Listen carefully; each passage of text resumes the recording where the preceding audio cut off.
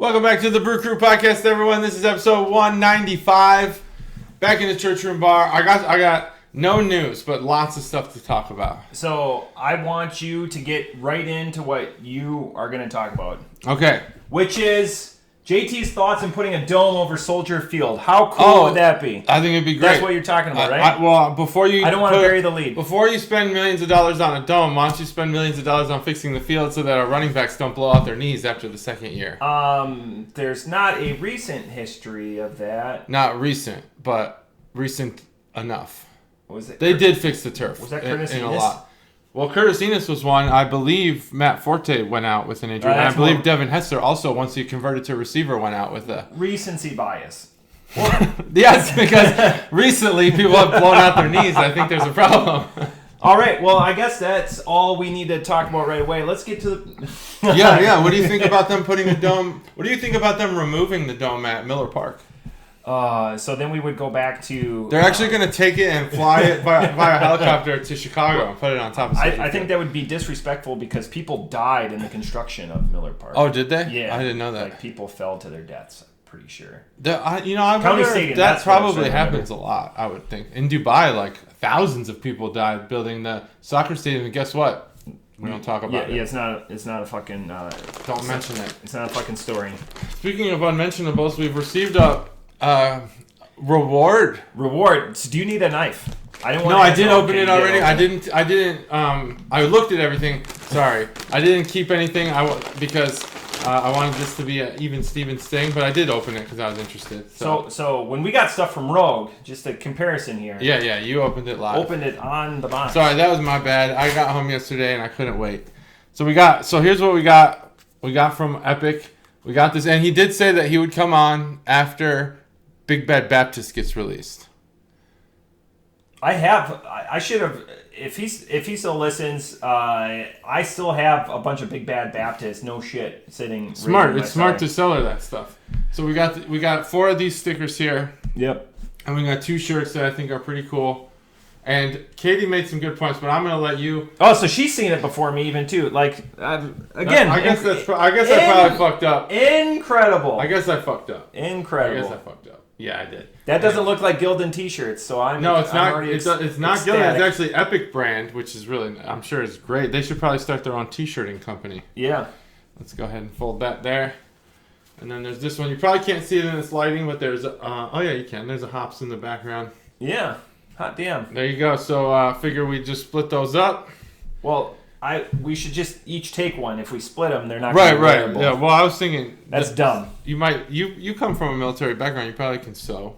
Yeah. I teach you how to sew in boot camp, right? No, you just figured that out yourself. No, they taught us how to sew. Yeah. No, we didn't sew, but again, you just I took a home ec class. Not sew, but like fix FCE, Family and Consumer Ed. Oh yeah. In middle school, and I sewed a football pillow. I also sewed a football pillow. After she got done grading it, I took it back, and the laces were starting to come off. Nice. Immediately. So that football. So we didn't make one out of a football.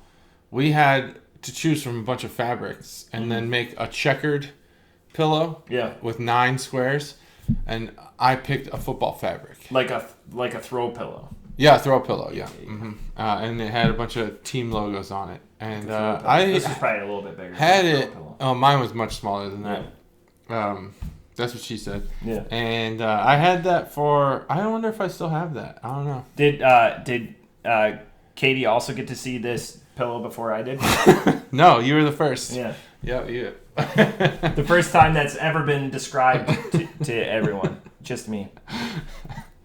Yeah, Katie had mentioned something about Bat Squatch and... whether or not I should have opened that bag, and I said I don't think I should have. One could say, watch this epic fail. Epic fail, which is if camera. You have internet TV. Epic fail. You get the epic fail channel. Or epic fail. Right there. Thanks, JT, for the assistance. Let me try. And you are helpful every once in a while. I'm gonna hold it up. See that? Epic. Now, these in case you guys are wondering, these come from a young upstart state called Colorado, and they're chugging along. They're making their way. Chugging along. I like that. And eventually they'll have infrastructure and stuff like that, so we could get there.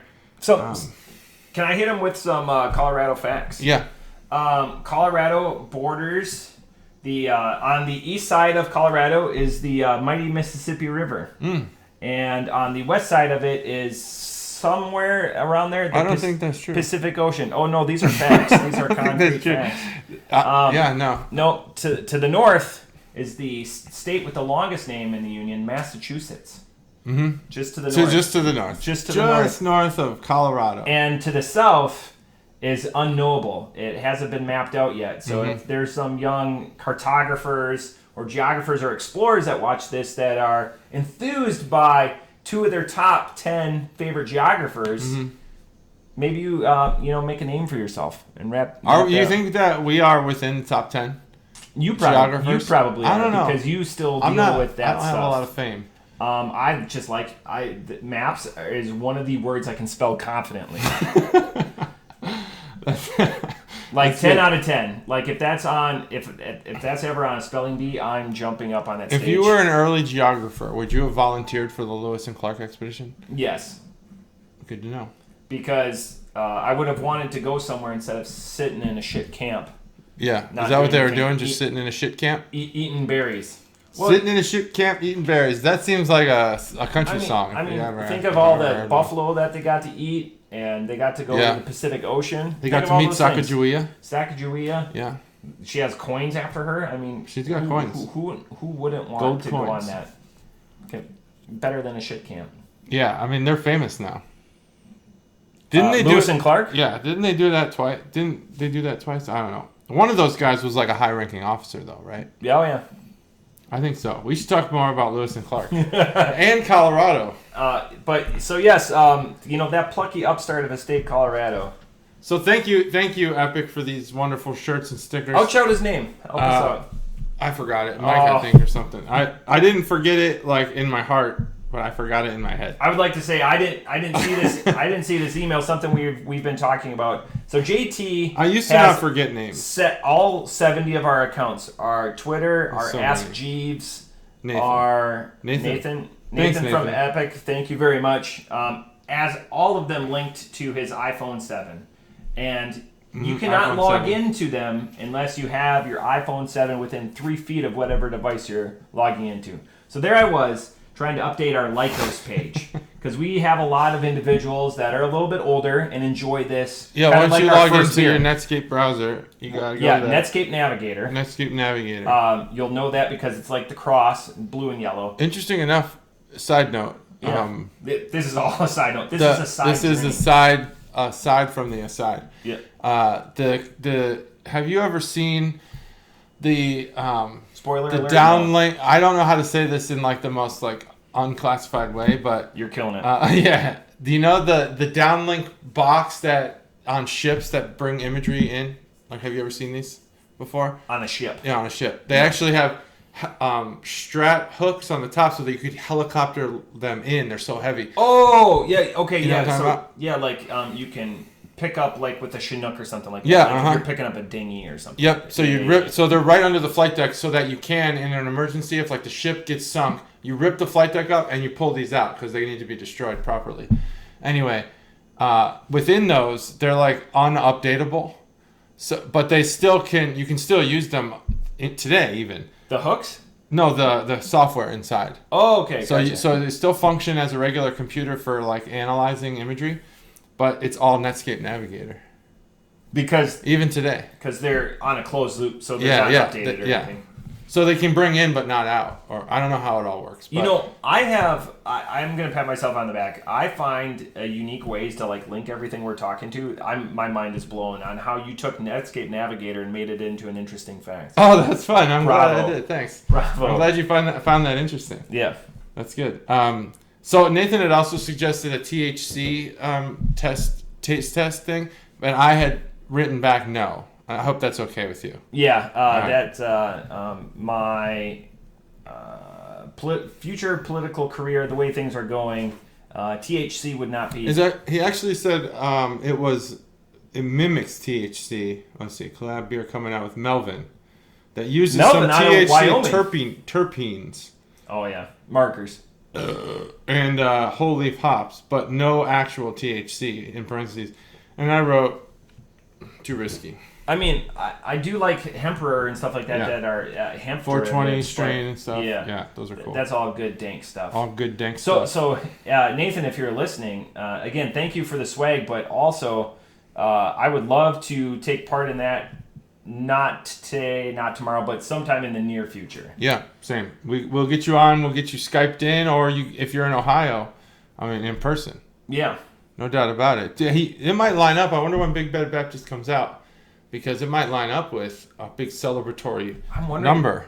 I'm wondering which two Big Bad Baptist. Anyways, and it's readily. The nice thing with Big Bad Baptist is it's pretty readily available. It's not a shelf turd, so you got to jump on it when it comes out. But it's an amazing line of beers.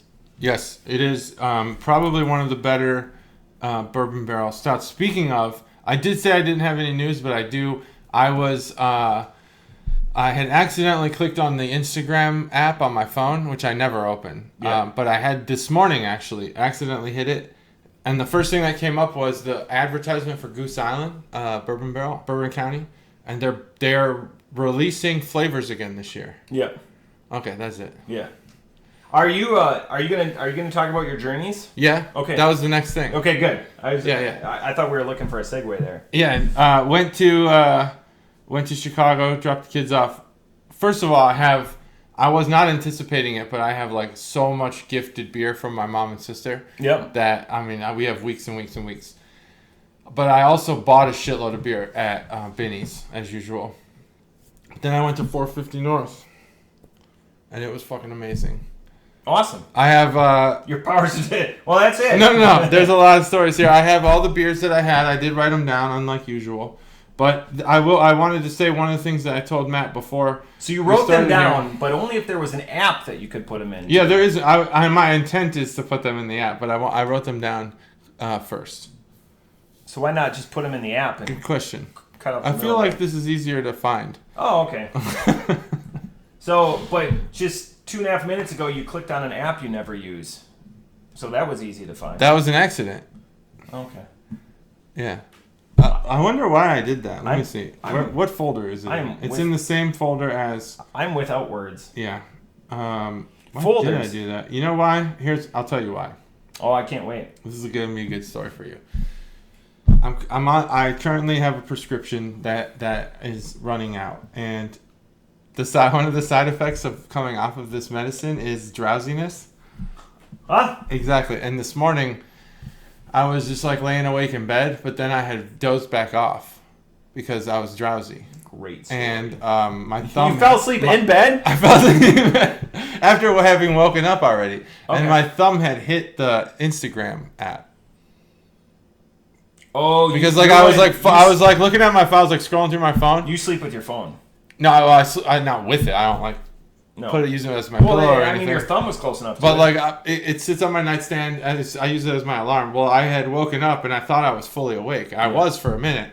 I was scrolling through stuff and then I dozed off and my phone was like kind of just sitting like this, laying sideways like this, and then I just hit it. Who's the maker of your phone? Maybe we'll at them. Maybe you'll get some sweet gifts from them. Oh yeah, that's at Macintosh. Macintosh. Yeah. They make colorful computers for your desktop. They're spunky offshoot of Xerox. I believe that one of their CEOs, one of their executives, worked there for a while. Xerox, there's a company. I mean, I just don't have a lot of follow-ups. When's the last time that you Xerox something? Let's talk about that. That's interesting because that was going to be like a like Kleenex instead of tissue or whatever, where the brand name surpassed the actual. Like in Wisconsin for the longest time, it was like, oh, I need to go with a time machine, TYME instead of ATM. ATM finally surpassed it, but they were all time machines. They were time brand. Yep, TYME, and they were always time. But yeah, that's the couple of links. But last time I Xeroxed something, I don't think I've heard that in a decade. Yeah. Decade plus. Why the fuck does anyone need hard copy anything anymore? Yeah. So I went to 450 North. I want to show you a picture of 450 North. you're driving. Have you been there yet? I have not been to Columbus, Indiana. Okay, so it is in the middle of absolutely nowhere. I do have some interesting Columbus, Indiana facts, though. Oh, I can't wait to hear these facts. Do you want to go first, or nope. you want? Okay, so we're just like you get off the 65 we're coming from Chicago, so you get off the 65. If you're coming from Ohio, you're probably on the 70, and you just drive through cornfields forever. It seems like forever, and all of a sudden, boom. Like, we're thinking this is going to be, after a while, you start to kind of play with it in your mind. You're like, this is going to be a rickety barn, and it's not going to, it's not going to feel like what you think it's going to feel like before you drive through all this corn. And you just drive up on it, and it is just absolutely gorgeous. Like, here's what, basically, it's set on this just corn backdrop, blue skies. I don't know if you can see that on there, but like, it just looks really nice. Like, they've got a bunch of different barns here that they brew out of. I obviously did eventually get out of the car. There's Katie's head, and well, that's pizza. It doesn't matter what the pictures look like. I thought you'd be like, wow, that's really nice. No, I know. So you know what corn looks like. A lot of growing up on a farm. So a lot of interesting things about Columbus, Indiana. So Columbus, Indiana is only about 20,000 people, and that might be even a little bit generous. Yeah, it seems like. But it's the world headquarters for Cummins, so the diesel engine makers. Oh. But it also, if you ever just walk, did you have a chance to walk through downtown Columbus? Mm-mm. So there's other breweries there. But the interesting thing with Columbus is they have an endowment, both from Cummins and other companies, and it evades me right now, that protect all of these buildings. And it's not like cookie cutter like you get with a lot of downtowns and a lot of historic downtowns that were built in the 1800s. The interesting thing with Columbus is they have buildings representative from the top architects from the 19th and 20th century. No shit. Frank Lloyd Wright. Yeah. There's a couple other architects that all have designed buildings there that were paid for in endowments by these companies that set up there. That's incredible. So it's a very well maintained and kept, and everything looks immaculate because they have this endowment. So it's not like it's not taxed immensely. Mm-hmm. It's just that it's kept quaint and small from the money that people made from when they were much bigger and more representative there. And there are certain requirements for those types of historic landmarks. There's a lot of requirements. You have to upkeep them. Yeah. So like the Historical Society for Columbus, Indiana is massive, but they do such a good job of maintaining it. That's why if you ever go there, you'll just be blown away by the amount of unique architecture and unique facades, even building to building to building down in the main downtown. We didn't even go downtown. I didn't even know there was a downtown. I thought it was just one of those corn towns, you know? Yeah, those were my interesting facts for sure. Those are interesting. And while I pulled my notes back up, I found out that my garden at my house was designed by the same guy who designed Central Park in New York. And apparently if I redo my backyard, which I was gonna do, but then we had a meeting with the Historical Society, I'll basically be banned. Really? Oh, they'd be so pissed. Like, even there's just people the elevator, who like even to the right side of the carriage house. So that's fine. That wasn't the tiered designed. one. It's like that brick walkway that's on the side. On the left side of the carriage house. Yeah. If you just get rid of a brick walkway. No. Well, underneath all that grass and stuff, we found some brick pathways that there's like a circle. Oh yeah. And an offshoot and stuff, and like all of that, and even like all the hardscaping that surrounds all the gardens was all designed by this guy, and apparently we can't get rid of it, so that sucks. Well, that's interesting. Was there any sort of declaration on that prior to? Declaration from the Historical Society? Or like when you bought the house? Oh no. No, so the Historical Society, actually, I don't know if this is worth the podcast conversation, but this is fantastic. No, there are the historical records on our property. They didn't contain all this information. Yeah. What had happened was John Patterson, who had founded the cash register company, he had purchased a bunch of land in Oakwood and had these surveyors go out and take a shitload of pictures of like all the like nearby land. And so our house is about, I'd say in Midwest terms, 3 blocks from where his house was, John Patterson's house was. And so there was all these records of our plot, including a bunch of old garden blueprints and stuff, which were all signed by the guy who designed Central Park. And so what they wound up implementing was about half of those plans. Interesting. Yeah. But you could remove that top layer of overgrowth. I have removed a lot of it and already. Then it would just be beautiful, right? Yeah. Well, the brick is crumbling, so I'm going to replace the brick. But I'm going to keep the pattern. Are you going to have Are you going to have a hard time getting like period brick? Like, is it? Yes. It's not like Cream City brick. It's yeah. I'm going to have a hard time. Brick. It's basically. Yeah, it's red brick. It's not cobblestone. No. It's but it's aged. It's similarly a period. That period of time. Yeah. Hard to get. We'll find it. It's sad that Mendelssohn's went under because a lot of that stuff, maybe not hardscaping or whatever, but a lot of that stuff would have been available at Mendelssohn's before. Yeah, Mendelssohn's are the there's those what's the houses that people build for charity? Habitat for Humanity. Yeah, there's those Habitat for Humanity. Jimmy Carter. There's stores that sell Habitat for Humanity. Restore, yeah, the stuff they tear down. There's one down in McPherson Town. Yeah. So we'll go there. But anyway, since I've talked too long, I would like to point out they have a beer called Tailwagger that all the proceeds go to dogs. Unfortunately, that was the least good beer. Still, I have to talk about this beer in the context that 450 kind of gets rated against itself. Yep. Because these beers are so fucking good. If you can get there, they had 12 new beers when we were there. 12 that had just been tapped that day.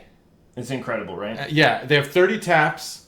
The first 12 on the wall, so I'm talking left to right, are all not fruited. They're traditional, IPAs, double dry hop, whatever, triple dry hop. Then they have some lagers, some pretty cool stuff, Maybach or whatever that one's called. And then the remaining, 28 are all fruited beers. And they had so many we couldn't try them all. 18 if there was 30 taps, but that's okay. 18? What did I say? 28? Yeah. Yeah, 18. Because I thought it was 40 taps, too. No, not 40. So it was 30. Yeah, I did say 30, though, right? You did. Yeah. So 18. There's 18. And we did do flights because we had to try them. And I know you hate that, but I wanted to try as many as possible. And I'm not going to, no shame. Tailwagger was my least favorite. S'mores cheesecake was probably my favorite. It literally tasted like graham crackers. It was so fucking good. And shout to Life Rings, which is supposed to be like Lifesavers, and it absolutely was. Tasted just like candy. There was other beers there. Shark Bite, good. The ice cream one, very good. There's actually strawberry ice cream in the ice cream beer. Always a good mark. How much did you leave with? How much did I leave with? I left with 8 beers. 8 beers. I left with 8. But that's because all the other ones... what we should have done, and what I suggest anyone else does, is look at the fridge first before you order your beers. Because we had... Almost all the beers we had, they also sold. And then the ones that we didn't have weren't being sold.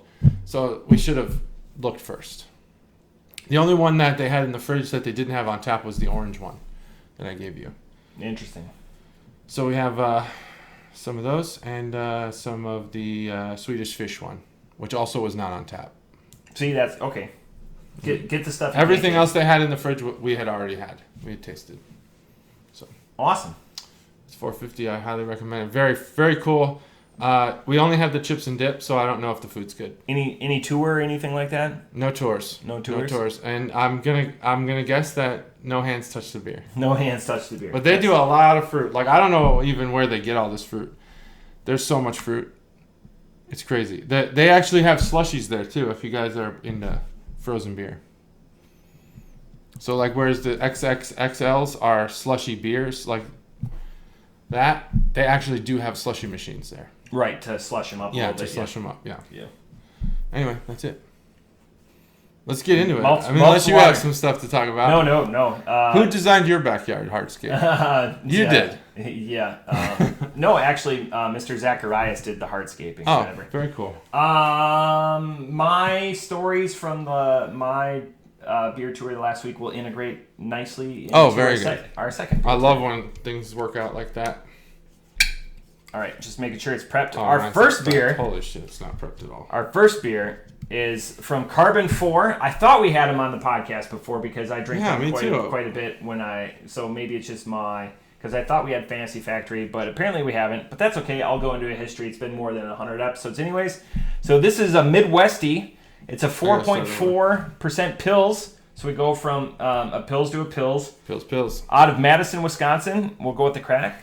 3, 2, 1. And the interesting thing about them, they started in 2012, and you can find out more. I really like their name, Carbon. So I want to spell that out. It's Karben, and then the number 4.com. And they have a great story. The interesting thing is this has been the most robust. So I'm actually going to bring up my phone and help me because their story about their metamorphosis from 2012 to now, so they've been around a decade, is multiple pages long. Wow. They discuss the growth. Decade already. They discuss their growth from like a 5-barrel system to a 12-barrel system, and how, because again, they're in Wisconsin, the beer landscape is very crowded. So they didn't start production outside of just their tasting room till 2 years afterwards, and then they would produce only in kegs, and they would sell those kegs on spec to local bars.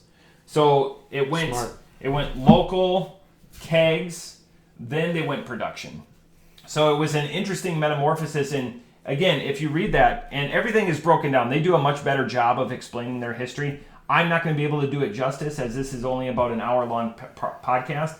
But I recommend you go to carbon4.com again and check out our story. It's very neat. Just a couple of guys, much like a lot of what we drink, started off as home brewers, and then again local, selling kegs on spec, which I knew about like before. When I lived in Wisconsin, there would be brewers that would come in and be like, "Hey, try this. Do you have an open line or whatever that we could put this on?" And like negotiating a little bit more than walking in with like a big dolly with 12 packs of beers, or calling them up and saying, "Hey, I've got this product. Would you be willing to try it?"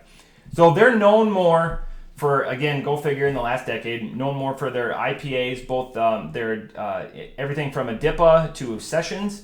So this is something completely different. I had to pair it. Everything was done specifically as an order because I did JT's homework when I was back in Wisconsin. So this is, again, Carbon 4 Midwesty, 4.4% pills, and it comes in a 12-ounce can. Excellent. And so again, having this right next to Miller Lite. I know that we'll probably cover this, but I also did that homework. I wanted to see how hard it would be, and it wasn't easy. So good job. Not well. We will talk. Yeah, we'll talk about that it. when Push we get pin there. it. I did. I push pinned it. So I could have sworn we've done Carbon 4 as well.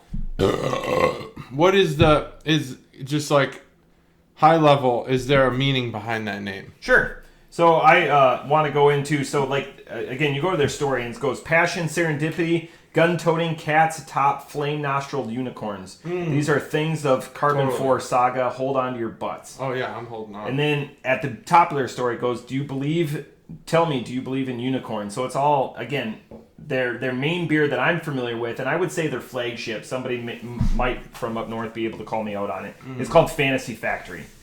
So that Carbon 4 just always has that kind of that fantasy aspect to it. And then again, unicorns adorn. I was actually surprised when I was gifted this beer that it was a Carbon 4, because it harkens back to, sorry Stacy, the old ancient lagers. Yeah, it's got a real Wisconsin feel to it. Yep. So I believe that this was gifted to us by my father-in-law, Todd. Thanks, Todd. All right, this is the Can Our Boner segment brought to you by, I think, Todd. No, Todd. No, Todd's my father-in-law. No, I know. You said, I think, Todd. Yeah, I think Todd. But you think that it was Todd who gifted this. There's a lot of beers that come in and out of these doors. So true. But we'll go with that. Because 98.7%. Otherwise, someone's definitely holding the belt right now, and I want to make sure that we give 98.7%. All right, so this is the Can Our Boner segment brought to you by Chuggalo Todd. When you said that this harkens back to the old school beers, it actually started to make me think, one, there should be a can art museum, because we've covered this extensively. Can art is its own thing. And if there was a can art museum, I think that there'd be a Wisconsin wing. Maybe Wisconsin, maybe, what did you call them? Ancient lagers. The ancient lagers. They'd have their own section.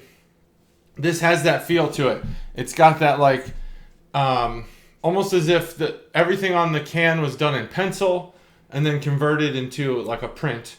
And that's what's kind of being done here. The coloring of the shading is done just with one color. And then anything where there's not color is just the background color of the can. Watch this circle. There is a beer can museum. It's actually in Massachusetts, which we learned earlier borders Colorado to the north. To the north. Now, that's a beer can museum. Yep. Does it include the art? 5,000 different beer cans along with beer can folk art and crafts, Ooh. beer can clothing, beer can telephones, radios, and beer can and Breweriana related libraries. Oh, Breweriana, like Americana. Yep. So it sounds like what we need to do is take a trip to northern Colorado, cross the border into Massachusetts, and go to this museum. Probably Nathan would come with. Nathan would probably meet us there. He's probably already there. He probably already knows it. And I do, as ridiculous as it sounds to want to do this, like maybe it's a joke, it's actually not. I do want to go to the Bobblehead Museum in, I don't think it's Milwaukee, but it's near Milwaukee. Yeah, it's in that area. Yeah. Waukesha or something, maybe? And that's where my better half is from, is Waukesha. Nice. So, and we've had beer from there. Remember when I said Epic and I said Utah, and you're like, yeah, boom. Yeah, I believe you. Boom. Katie knows that too because she saw the sticker before I did. Yeah, she did. Great. It's all about the Great Salt Lake. You can float. You can walk on water there. I don't think the salinity is that high, but we'll see. We'll see. Give it a shot. I think the Dead I'll Sea drive you is out the to the middle. Yeah, walk your way back. Walk back. That'd be funny. The Dead Sea. What's the buoyancy of a human body in the Dead Sea? I know you can lounge back and read a newspaper, and the newspaper won't get wet. No shit. I mean, but you can read it comfortably. Wow, that's great. Not water for drinking. No. Don't do that. So. So this can does have that feel to it. Now, in this case, there's a, let's see, 1, 2, 3, that's 6. What's that? What is that? Six-sided, what's a six-sided thing? It's not a pentagon because that's 5. Not an octagon. Like this, this shape here. Oh. Hexagon? Yeah. Hexagon? Hex, because 666. 6. Hexagon. Yep. It's embarrassing that took me that long to figure that out. And you got the answer. It just came to me. My ugly just looking at you, I was like, oh yeah, definitely hex. I'd put a hex. Hex. That face. Oh, there we go, man. It's all tied together. It's like a fucking. It's like witchcraft, really. It's a circle. It's a pentagram. This is a hexagon. That at the top has like an eagle, and it looks like maybe it has either a large like chest, or it has something in its talons that you can't really tell them apart. And then at the bottom there's what is that? Some sort of bird. It's not a pelican, I don't think, because the beak's not long enough. Is that some bird that maybe you know from Wisconsin? A loon. A loon? Yep. I don't know that bird. Really? What is that bird? What's that? What's think of like a stork. It's the official state bird for Minnesota, but that looks like a loon. All right. So that's that. And in technology, a hexagon is common for representing. It's like a sticker that they'll put like a software library or something in. It's just weird. Well, hex people is put them language. on their MacBooks and stuff. Yeah, like hexadecimal and stuff. Yeah, that's true. I didn't think of that. But then on the top here, there's 4 hexagons. That for carbon 4, I think. I don't know. I pointed to it when I showed the can. There's a lot going on here, but there's also not a lot going on here. So that's like, it's kind of a cool can in that it's saying so much without me knowing what they are.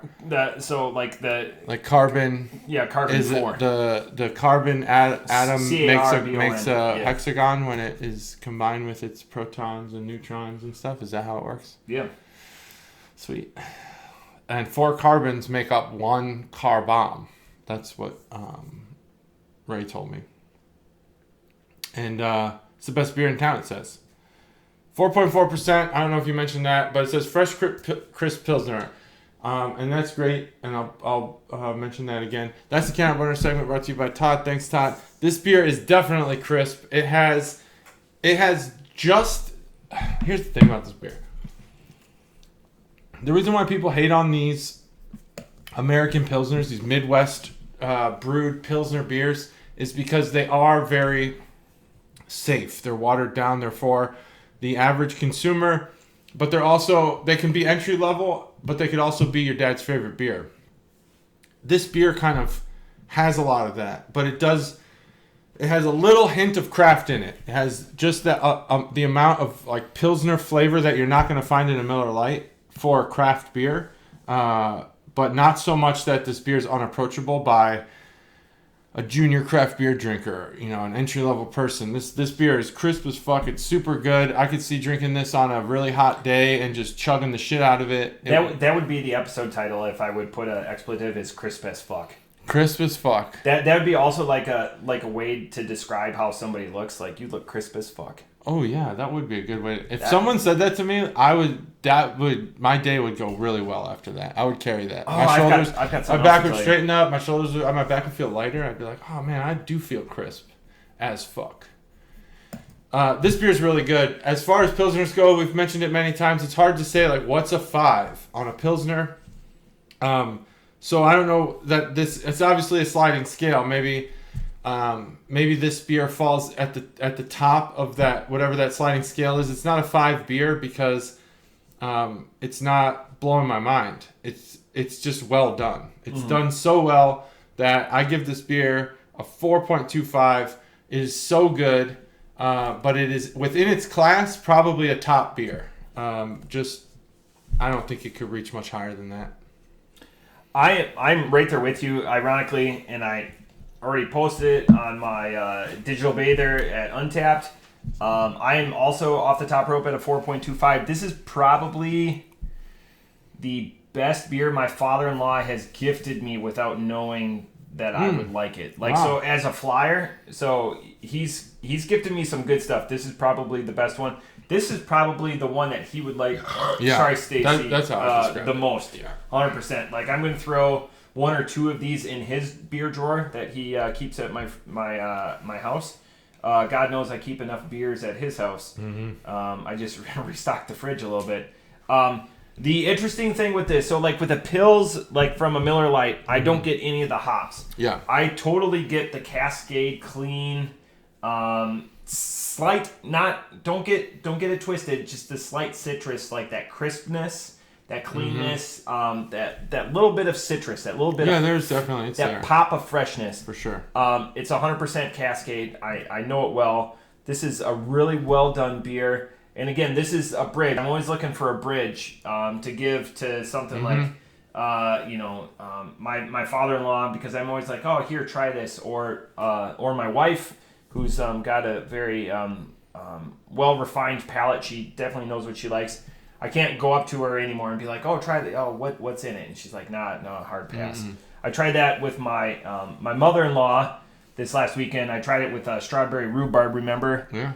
She had never tried the strawberry rhubarb New Glarus, and I'm like, oh, you're going to like this. It's super sweet. My mother-in-law is a wine drinker. She's a very discerning wine drinker, and my wife heard in the background, she goes, she's not going to like it. Don't even. And then my mother-in-law just turned and walked the other way. Because they're on par. With, on par. It's amazing what they can do with wine. They could almost do a podcast. It'd be, we'd be half as entertaining, but I don't want them to spill the tea, as the kids say. So so I'm in congruence with JT. This is 4.25.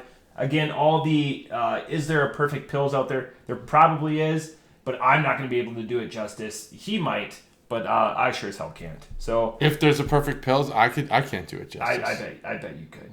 I don't think so. You have a way with the words. Thanks. Yeah, but. She didn't like strawberry rhubarb. I feel like no, she didn't even try it. I feel like anyone that comes from I think there's a certain generation of people who enjoy pie more than cake, And a lot of people do, but I feel like there's like a whole generation that's just like fuck cake. And I feel like maybe your mother-in-law would be in that category. And strawberry rhubarb pie is literally the best pie. I enjoy hosting. You enjoy hosting. They are hosts through and through. They made 3 desserts.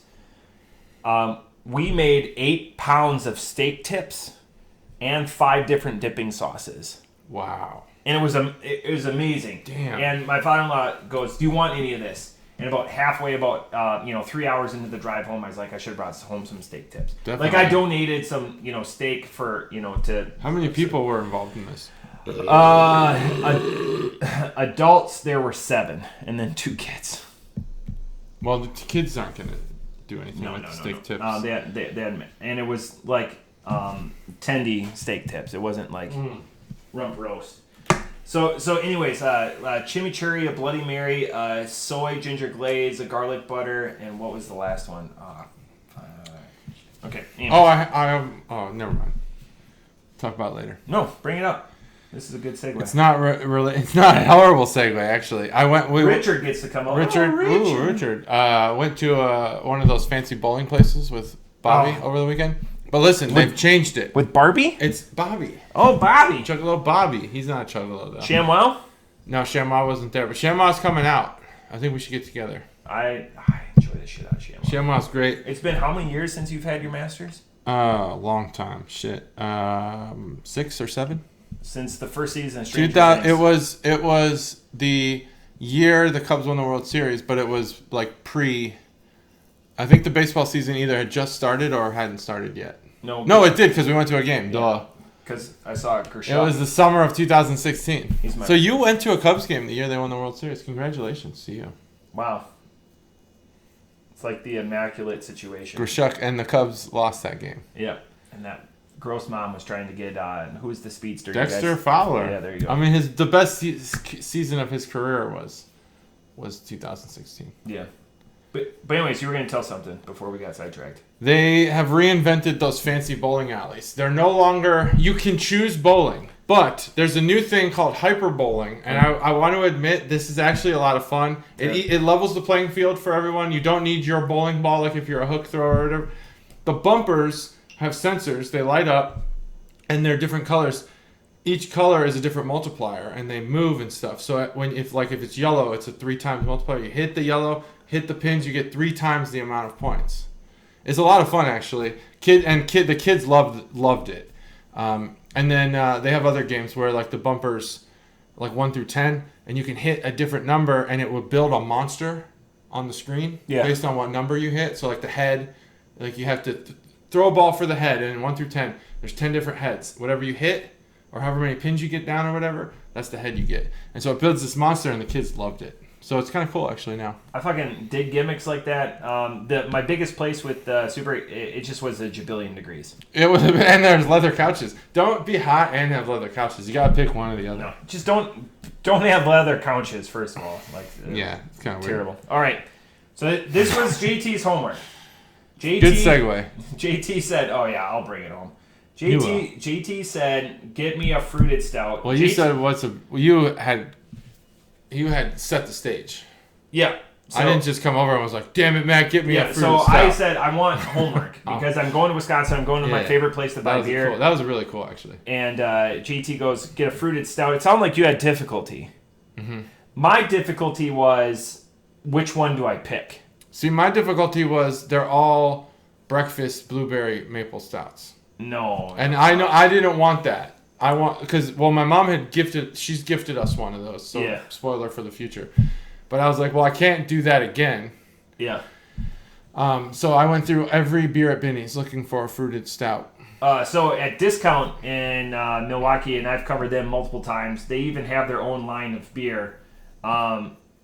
We went to the top of the top and to the bottom of the bottom because both of us had homework from both ends, if that makes sense. So what I came with for this one, and it wasn't a record-breaking trip to Discount. My in-laws thought it was going to be. I was very targeted, and I didn't buy quantity. It was quality. So I bought a bunch of stuff for my cellar.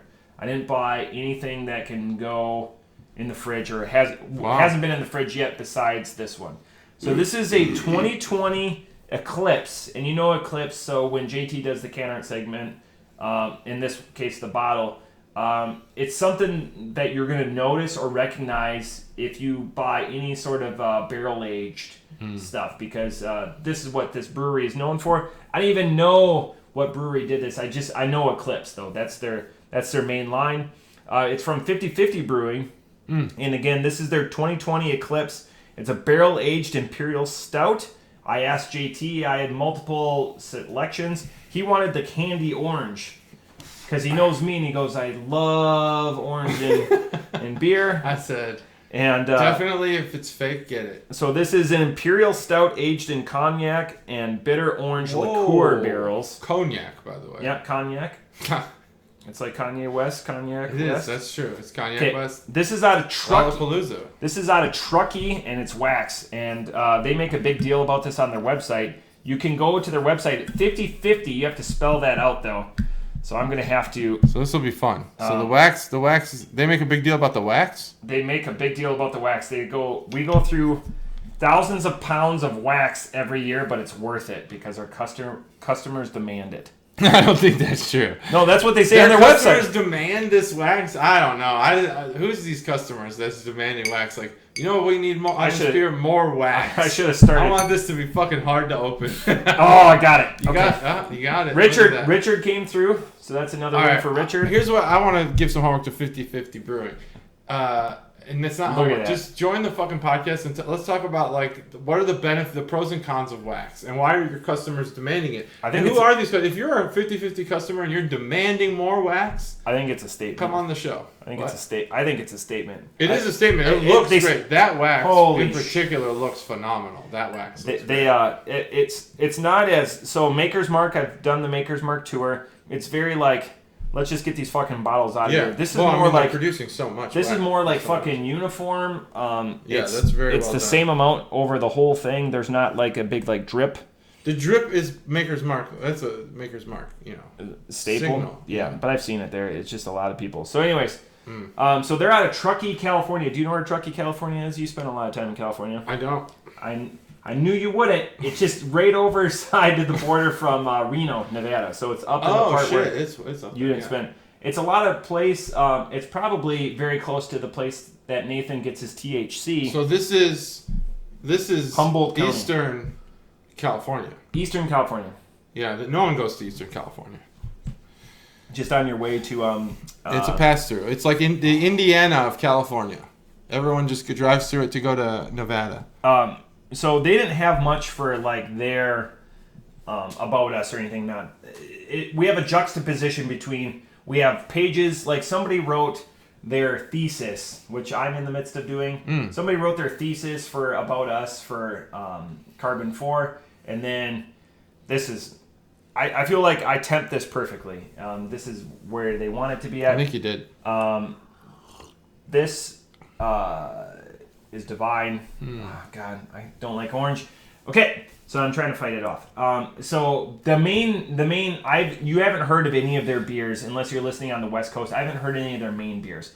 I've heard a ton about their Eclipse beers. I've had their Eclipse beers before. Their Eclipse beers are the hallmark of this entire brewery. Is their barrel-aged series, and they make a big deal. Like if you ever go there, and if our commentary turns you on to them, they only ship legally within California. So they have distribution rights, but you can order directly. And I just want to give you the rundown for their 2020 Eclipse series, and then I want, hopefully I've danced enough to give JT Oh, you've danced so much. An opportunity. And of course, I got off the... okay. So this is their Eclipse series. They're going to have the George Dickel, which if you're a bourbon drinker, you know George Dickel. It's a standout from last year's lineup, and we're thrilled to get hands on more of these because again, don't put barrels. Your hands on it. Yep. So their next one is a High West, which is a Park City, Utah distillery. The Old Trestle Sierra bourbon. See, most of them are going to be specific distilleries that they're getting barrels from. A Widow Jane, which is a distillery out of Brooklyn, New York, because when you think of New York, you always think of bourbon. this is the one. These next two. This is why I saved them. I didn't want to bury the lead. There's so much to talk about with that Brooklyn comment. Go ahead. A caramel macchiato Eclipse.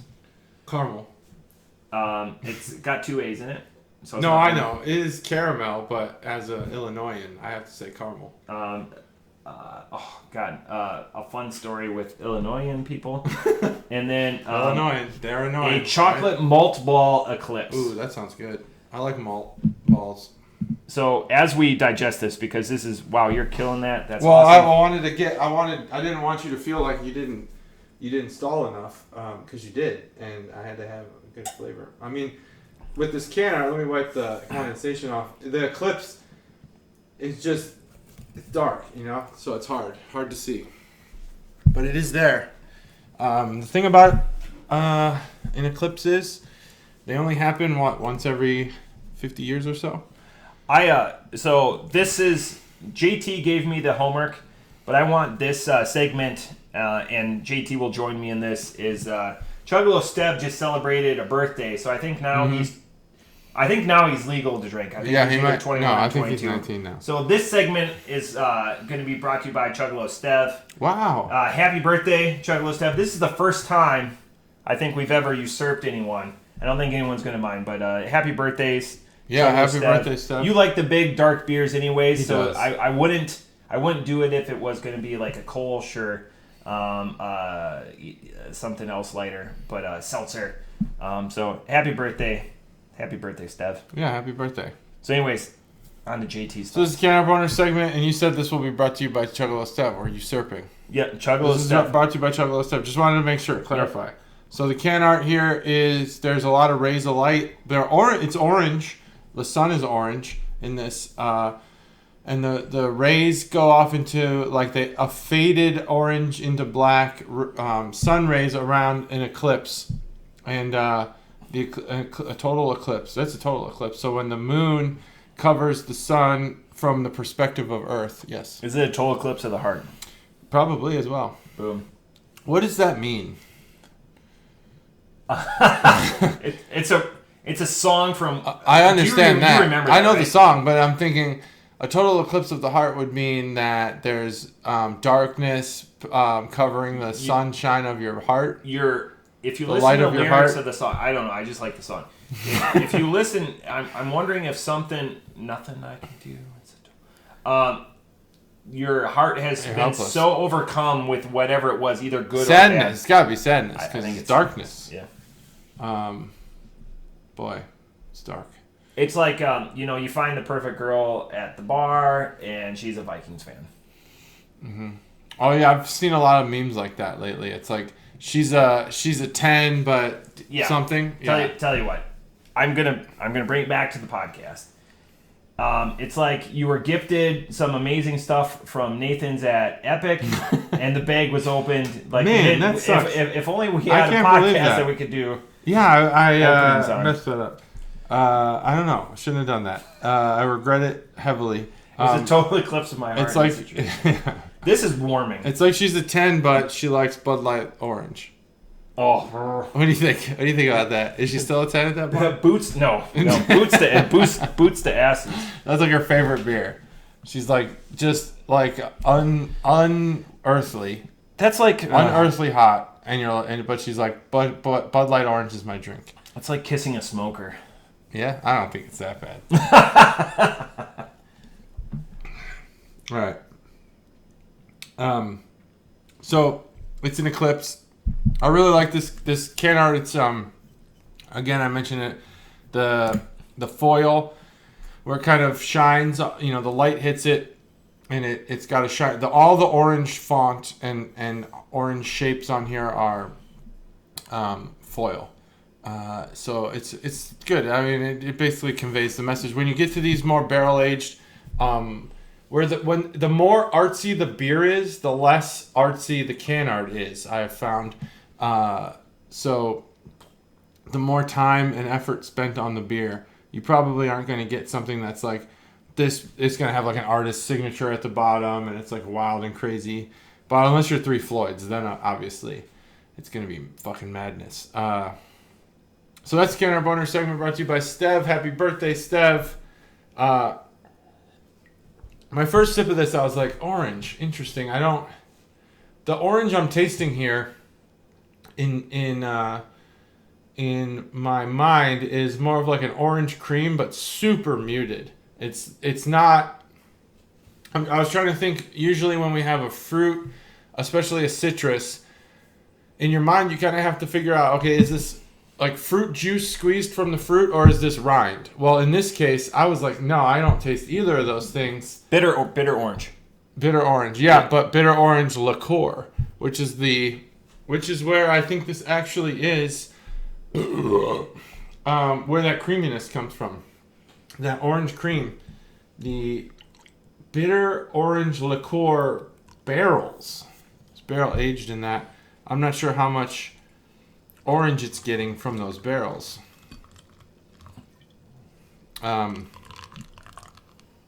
But largely this beer is... I should have bought 2 bottles and just made him drink one. Oh boy, could you imagine an Imperial? When you said Imperial, I was like, oh shit.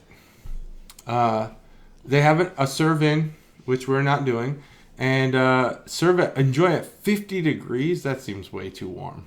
That's why. I think you did. I think it's right where it needs to be. That's why I brought it out at the same time as the Midwesty. Yeah, I think this is probably low 40s here. And it's perfect where it is. Candied orange, aged in cognac and bitter orange liqueur barrels. So there is a candied orange in here, which candied is a... how does that work? What is a candied orange? Something that's just like covered in molasses or what? I think it's condensing of it. Cooked. So you cook it down and you candy it. So orange plus sugar, like that sweetness. So you cook it and then that's in the beer, and then they aged the beer in a cognac and bitter orange liqueur barrel. Yep. So I don't know if that's 2 different barrels or one. It's unclear. I bet a lot of these barrels just get reused. They get passed around to like leach the tannins out of the wood. God, so it's just like hard to pin down this orange thing. I think it's like a creamy orange. There's no distinctness about the orange. It's not like there's, it's that, I guess candied orange has got to be why it's so muted. I don't know. Because if it's aged in an orange liqueur barrel, then that creaminess doesn't really matter. But I'll talk about the taste. It's excellent. Other than orange, I'll talk about the taste other than orange. It's stout. It doesn't have. It's not too dark. Like the malts don't really influence everything. They don't overtake all the flavors. This beer is definitely creamy. It kind of tastes like a dessert. Has a black licorice flavor to it. That it's common. I guess it was common earlier in the podcast when we weren't as well versed in stouts. Now I think we could pick the flavors apart. But I think this one does actually have that black licorice flavor. And I want to do it justice, but I think that the orange is so muted that it's almost like, I don't know. I don't smell it. I barely taste it. What about the bottle? No, not in the bottle either. Maybe the candying process takes a lot of that aroma away. And I think it's the aroma that gets into your taste buds. Man, I wish there was more orange. Because I feel like this beer is very good, but it doesn't deliver in all the areas that I thought it would. It is, it's so rich and so creamy. It's much creamier than a stout, like a typical stout. So that's definitely part of its character. What is my score here? It is, hard.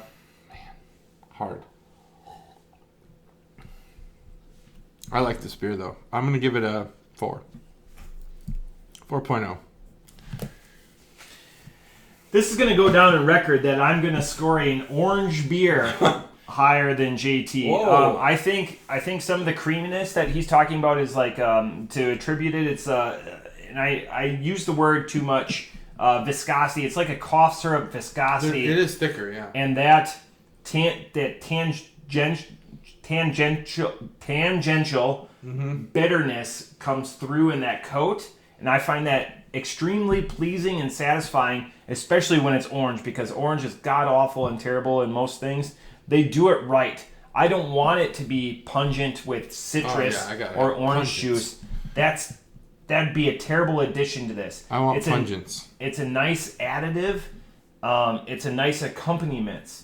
So with that, I wish I would have bought another bottle of this because I enjoy it so much, and it's such a departure from what I would normally buy. And that's why it was nice to get a piece of homework from him, knowing I was going to go somewhere that has such an amazing array of bottle selection.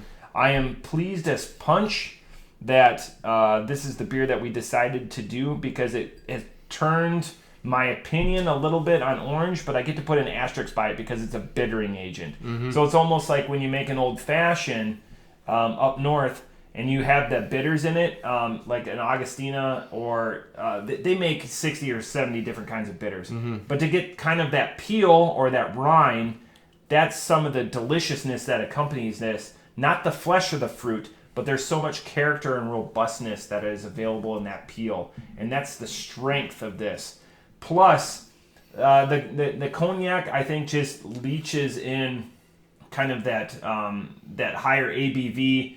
You could put any barrel on this. You could say like a bourbon. You might get more of a full bodied. You might get a nuttiness that isn't in the cognac, where you get more of that grape of the cognac. It's just just a body thing. It's not a taste or a palate thing. It's just how it comes off. Maybe it thins it out a little bit more. Probably my longest review in a long time. Off the top rope, I give this a 4.75. I don't think I could ever give a beer a 5 that has orange in it, but this is awfully close. I vacillated back and forth with this one.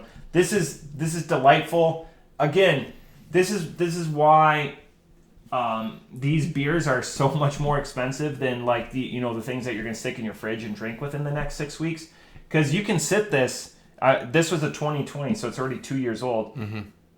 You could sit this on your shelf and forget about it, and it's not going to lose anything. If anything, it's going to have the potential to mature in the bottle. And that's what I appreciate about doing some of this journey. There's a lot of people out there that focus exclusively on these barrel-aged or high-grav type things that they can sit in their cellar, and they just get to one at a time. We do more of a churn aspect, and we're more of the full spectrum, but these are freaking delightful. And the warming aspect of this, from the back of the throat to like mid-chest, is wonderful. It's not overcoming like you'll have with some of your Russian Imperials, but this is absolutely divine, and that's a big step for me, especially knowing that there's orange in it. Fantastic. Would you like to trade the orange beer I gave you from 450 for the Swedish Fish one? No, because I want to, with that we should have done that gift on camera. Oh yeah. With that, I haven't had a beer. Again, they're created on different scale. It's the same thing with Toppling Goliath. Yeah. It's just it's not Bud Light Orange. Hopefully, knock on wood. But well, God, I hope not. I do have a story. All right, let's hear it. So, it's been brought up on the podcast. We podcast proudly from Ohio. I got to figure out the light because I probably for me, him. This is the worst state. Which is funny because that's the T-shirt I was wearing. So we were staying at Water Park in Wisconsin Dells, and I'm wearing probably my favorite T-shirt right now to a piano bar, and I'm walking and wearing said shirt, and the guy goes, "Hey, what's so bad about Ohio?"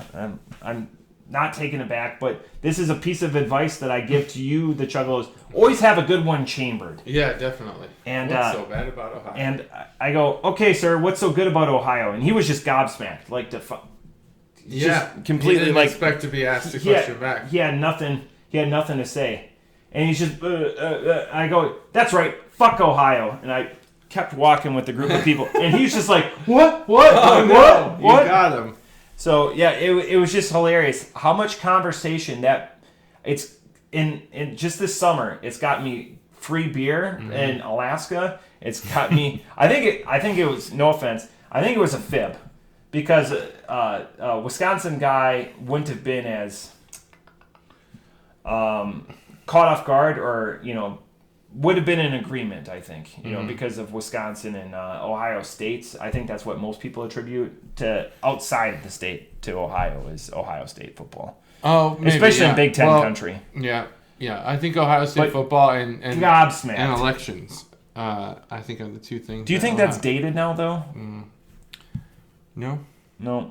But so anyways, completely gobsmacked. And when I say have one chambered, like if anyone like ever like pisses you off or something like that, or just says something totally obscene or whatever that you don't agree with, just have a good like fuck off chamber. Mm-hmm. I've always said like, but have a comeback like in immediacy or whatever that you know. Yeah, and always have an exit. It's great because I agree that there's a lot of shitty parts about Ohio. I can't really describe why I like the state. Which makes your point better, which amplifies your point. But I think that what I like about that shirt is I think you could probably there's a lot of options for states that you could fill in there, and it would still get you. I can't wait till somebody is like, "What's wrong with New Jersey?" and they look at that shirt. Yeah. Or like it's totally like off, That's too obvious. New Jersey obviously sucks, but like. Yeah, like a lot of New England states, I think you can't maybe you can't put those on there. And probably like the Northwest you can't put on there because no one cares about Wyoming. Like you can't be like worst state, Wyoming, because people will be like, what do you got against Wyoming? There's like nothing there. But if it was like a recognizable, highly populated state. We dig Melvin, by the way. We've had Melvin twice on the podcast. Yeah. And Melvin's the only... I actually think Wyoming's pretty cool. I knew this guy. He was a Marine who was from Wyoming. And his job was Morse code, which is completely crazy for this day and age. Next, you're going to tell me that your best friend does semaphore. All of his shirts had horses on them. Like, basically every shirt he owned had a horse on it. The semaphore joke fell flat. I don't know anything about I don't even know what that is. That's the flags thing. Oh, the flags? I didn't know semaphore. Semaphore. Damn. I taught the Navy guy that's a Navy discipline. It is. We raise the flag when the captain's on and off the ship, which always struck me as weird. This is like the different flags. Oh, you're talking about, yeah, that stuff. Well, we have those, Alpha, Bravo, Charlie, all that stuff for flags, you're saying? Yeah, we have that. I didn't know it was called that. Yeah, semaphore. So it's communicating with flags, like, when your ship's passing in the night or, over long, because you have the guy with the binoculars out there. We communicated with Morse code. We have a light that has like blinds on it, and we flip them from Morse code. We actually communicated with a Chinese ship. I don't know how they did it. They must have had to interpret it from Morse code to English, then English to Chinese. That's my guess anyway. Because we didn't do Chinese Morse code. We're not smart enough for that. I have thoughts, but they'll come later. I really liked that. I liked all that. Yeah, so this was good homework. It's not. I don't think it's something we can do all the time, but when we know that we have a destination, otherwise the couple of haunts that we go to are very similar. Mm-hmm. I don't know of a really good bottle shop. I guess to go with bottle shop, Halls does a decent job. Like they have Big Bad Baptist there. They have a lot of epic stuff. Yeah. But as far as outside of there, you might have to go to BPS. No. In the area. They have some bottles. Oh, you've been there recently? I've been there recently, and it's not what it used to be. Oh, since the new owners took over. Yeah, which is unfortunate. It's a little different. It's still good. It still have a decent selection, but that's what we started this podcast on. Halls and Arrow are probably the two most stocked places you could get beer. Ouch out to Barrel House still. Yeah, Barrel House. Yeah. I didn't mean to forget about Barrel House. Yeah, absolutely, Barrel House.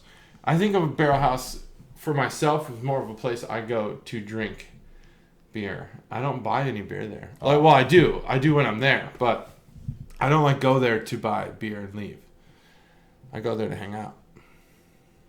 Nice recovery. Thanks. You're like that's all I got. Carrie Strug. I also got the ice spinny can cooling thing. The intercooler. Yeah, the Cooper cooler. That's what I got. All right, JT, bring us home. That's it. I mean, that's episode 195. I don't know what else you could really want from an episode other than that. It's got everything you want. It's got hexagons, polygons, dexagons, dodecahedrons, and parallelograms. Bye.